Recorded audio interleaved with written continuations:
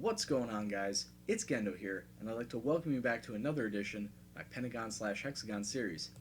Well, as you can see, that we are now um, unemployed. As you saw from the last episode, we did resign from our Kashima Antlers job, and it's been 3 months since then. We are now on the 19th of February, 2023. In that time, I loaded up various other databases, other leagues, like the Scandinavian leagues, the Baltic leagues. As soon as those kicked in January, I kept getting a lot of jobs. Unfortunately, there were a lot of jobs for second division sides in those leagues, and I felt that wallowing in those leagues in those countries just wasn't going to cut it for me.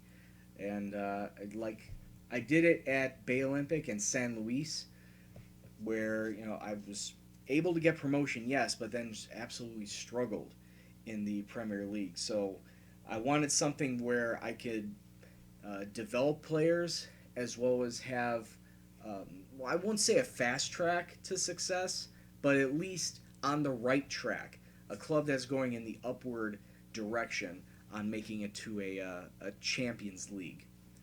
There were various offers. Like I said, various offers. A couple of them I actually sought out. One of them being military production in the Egyptian Premier League. However, there wasn't a lot of give and take on either side, and at that point, it's like, you know what? If you're not going to like how I play, my style of play, then I just won't sign for you. And apparently, not a lot of other people have signed for him anyway. Another club was actually AC Milan. AC Milan, as you can see, they've been doing very well in the league over the past few seasons, but coming into this one, they were in last place. They've won a match since then, but they were in last place when I was giving an interview for them. Unfortunately, I didn't get the job as Brendan Rodgers has taken it, the ex-Liverpool manager, but there was one job that did come back to me, and I'm very fortunate they did. It is a club in Brazil. It is a club that's also in continental competition, but it's not the Copa Libertadores. It's actually the Copa Sudamerica, so kind of like the secondary Continental Cup. But it is continental. It gives me a chance to try and win into Copa Libertadores. And that club is Sport Recife. Sport Recife, as you can see, are a very up and down club, very yo-yo-like club. Since starting in 2014, starting this game in 2014, they've had a very rough and tumble few years, getting promoted and then relegated back down to Serie B. But they are now in Serie A, so maybe we can turn our fortunes around. The board expects us to be mid-table by the end of the season, which I feel is very doable. We can definitely get mid-table. I think we can also win the state cup. If you take a look at the competitions now, win the Pernambucano state title, mid-table in the Brasileiro, reach the fourth round in the Copa do Brasil, and they expect us to reach the final of this. This is actually a new competition. I haven't heard about it until this game, and it's the Campeonato de Nordeste, and I believe that's all the states that are in the northeast of Brazil all get together and have a tournament. The winner of this actually makes it directly into the Copa Sudamerica, so that's extra incentive on winning that title. So I have a lot of competitions to play. Of course, Brazil always has a lot of cups and a lot of matches to play, whether it's, like I said, the state title, or it's the Copa do Brasil, or it's the actual league. You got a lot of matches to play throughout this entirety. So, I forgot about this. I'm going to run through all my mail. I'm going to set up all my tactics. So I'll be back in a second. So don't go anywhere.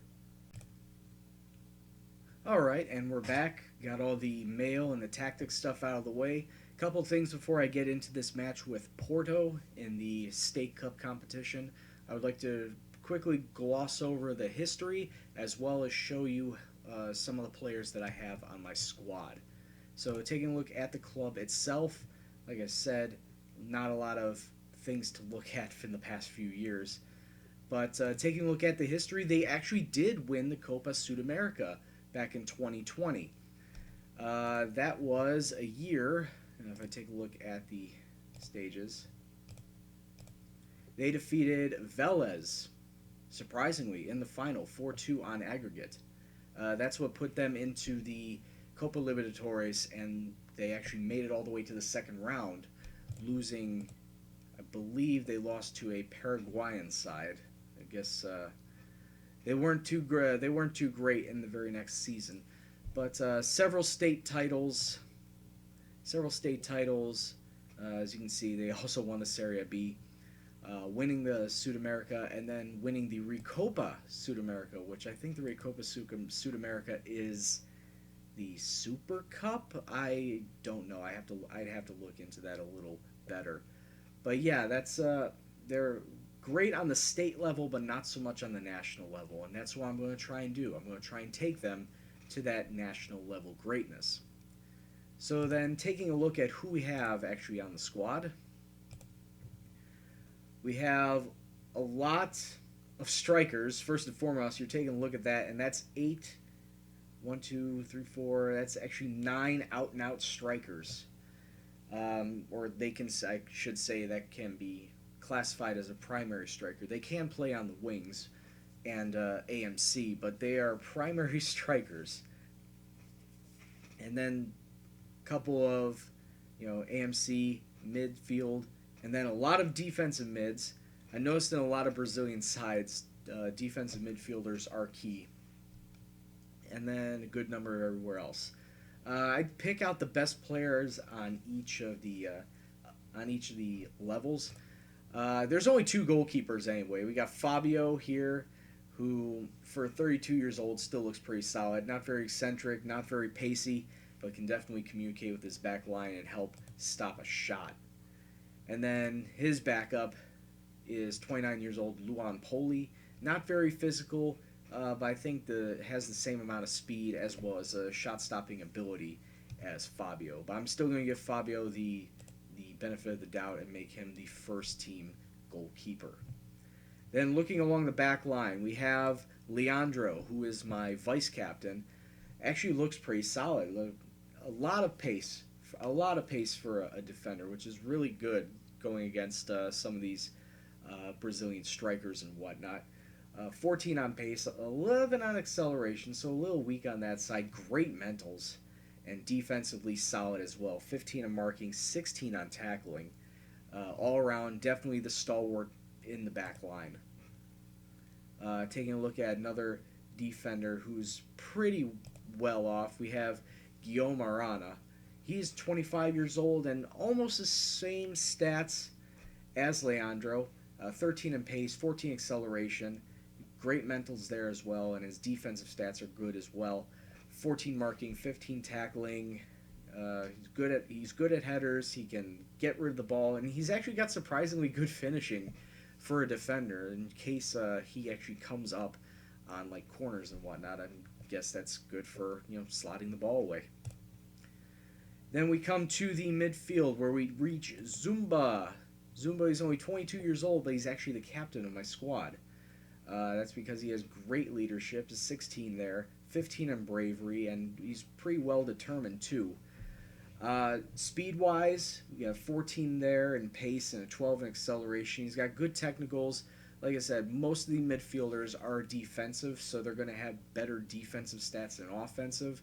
Hopefully, I'm going to look towards other players, probably like Rodrigo Duarte, and I think Boranchinha. No, Boranchinha is not very pacey, but I believe he's the best long thrower that we have. Or maybe not a long thrower, free kicker that we have. So I'll be using him, and I think he can do well on corners too. Yeah, he's got a 13 there. But the only other one in the midfield I'd take a look at is Jorge Moreira. He's 33 years old, actually Paraguayan, not Brazilian. But his stats, he did have a couple arrows in the down slope, so I don't know where those went. But he's off injured right now. I believe he is. Oh no, he's not off injured. He's just suspended for a cup match. All right, but when he comes back, he'll definitely be very useful. 11 in pace, 13 acceleration, nothing below a 13 on mentals except for flair and leadership. And as far as his technical skills, not really much to write home about, but useful.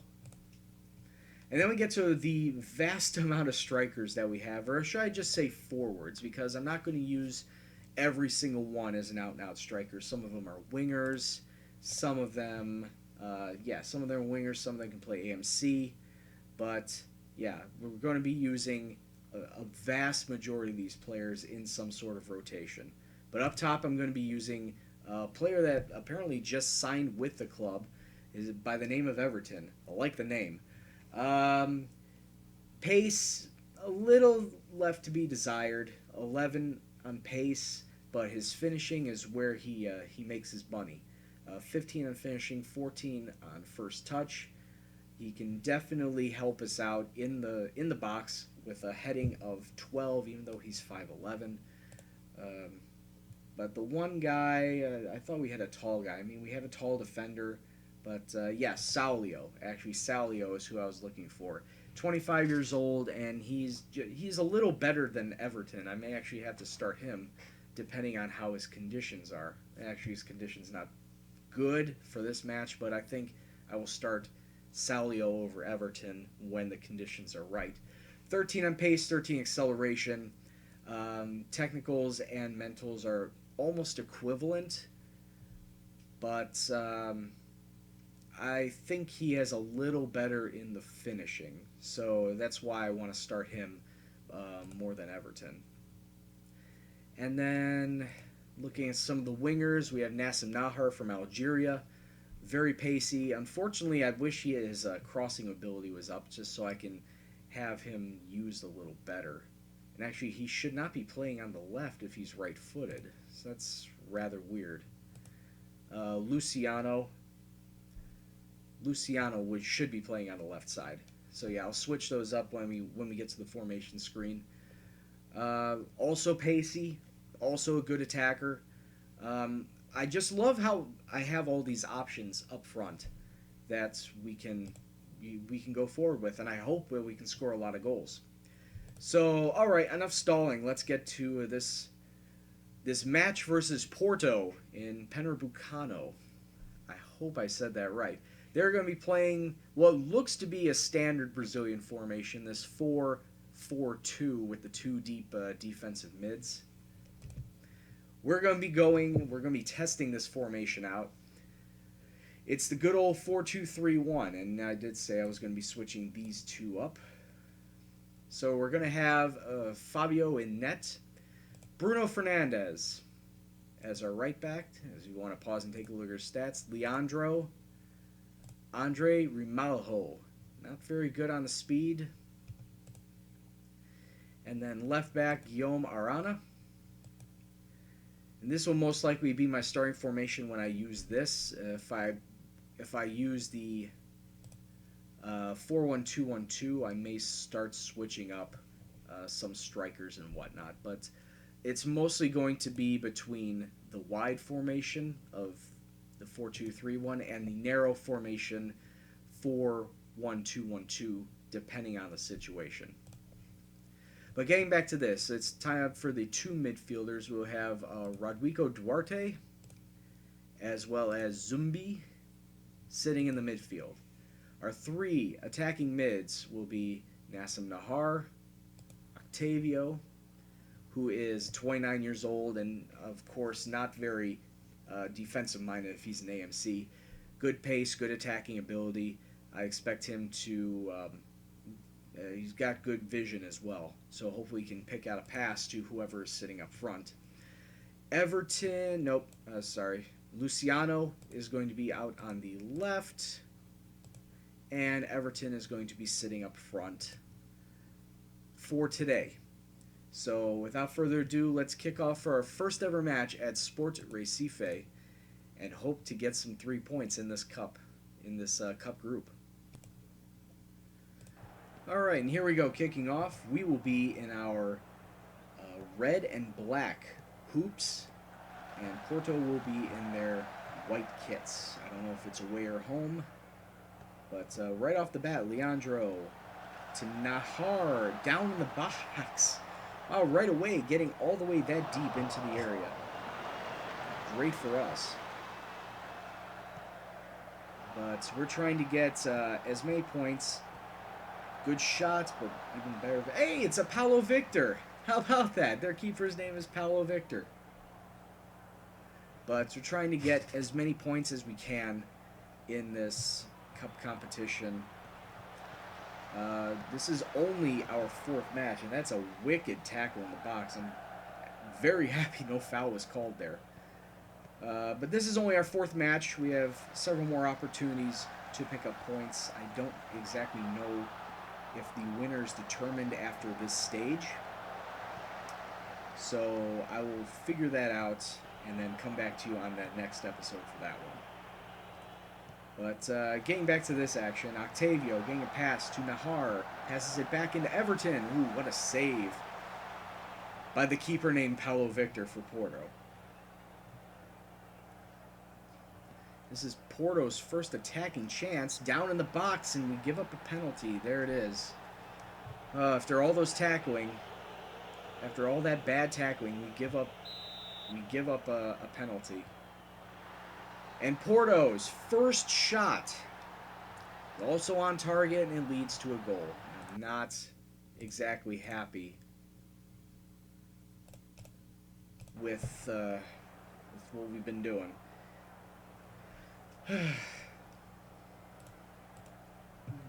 We are getting the ball in front of net, but maybe it's just what this formation bears is it'll get you a lot of chances up front, but the finishing is lacking. But yeah, I'm not too happy with what I'm seeing out there from the boys, so maybe we can switch things up and see if we can actually pull something back here. All right, second half. Porto is kicking off. 9 shots to 2. Like I said, we've utterly bossed them in front of net, but our stupid mistake leading to that penalty is the difference here. Everton take a shot. Oh, and they concede a penalty. Now we get one back. And our penalty taker, I believe, is going to be Everton. No, Luciano. Luciano is going to be stepping up for the penalty kick. And let's see if he can slot it home and knot this match up. There it is, 1-0 in the 52nd minute, actually. Good job, Luciano. And I really want to say that only the winner, only whoever's top of the table, is going to be considered the champion of the state. I don't think there's a final or anything. But like I said, I'll look into that. Same thing with the Northeast Cup, the Campeonato de Nordeste. That one's in separate group stages, and the winner of each group moves on to a final tree, so a final knockout round. I should probably be thinking about switching players out. 71 minutes gone by. Now I'll do that right now. So you have Octavio sitting up. I'm going to bring on Carabina. You're not that bad. Leandro has been bad, but can I bring on anyone? Rafael Zucchi. Then Everton's been playing rather poorly up front. Is there anyone I can bring up for him? Saulio, you're roughly the same. It's roughly the same conditioning, but I need a better presence up front. Tackled down. Ariana getting a long cross in. Ball falls in the box. We do pick it up. Zumbi to Duarte. Octavio turning and shooting. It's saved by the keeper.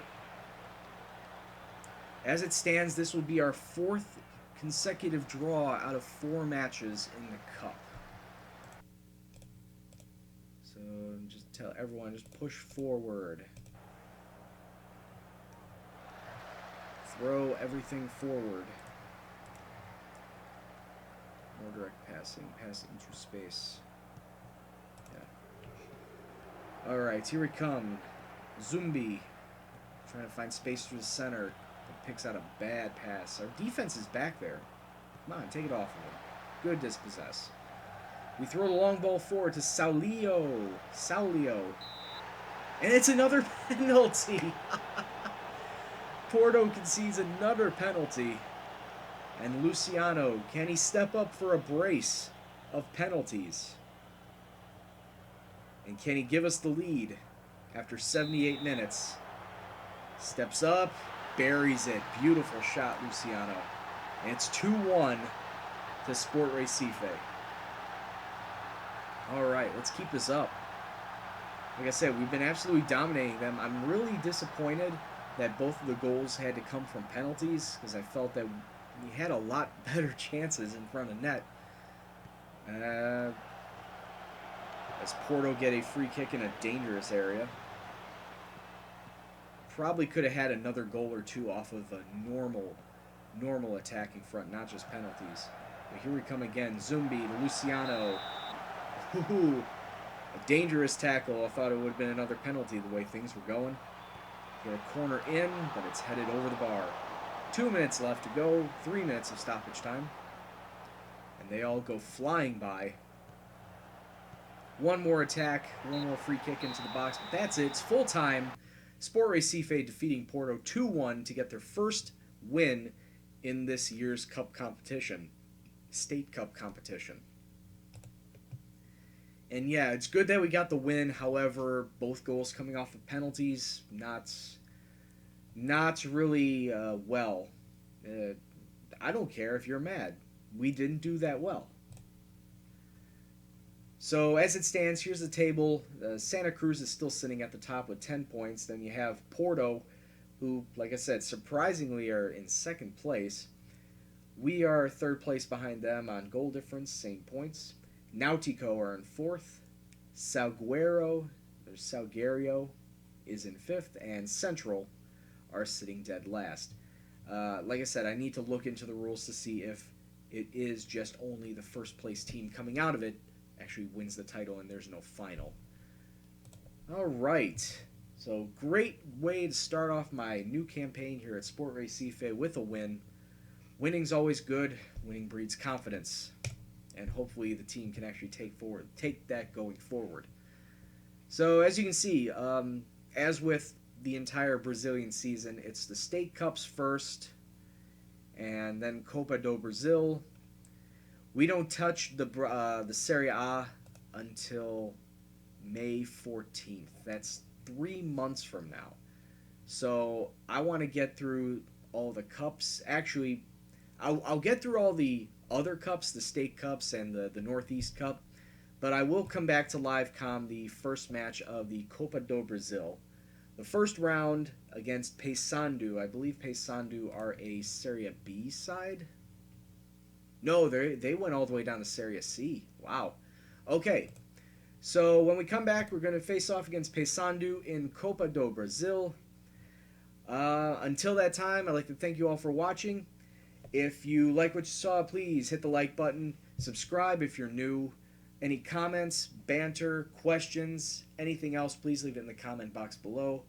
But as always, this is Gendo.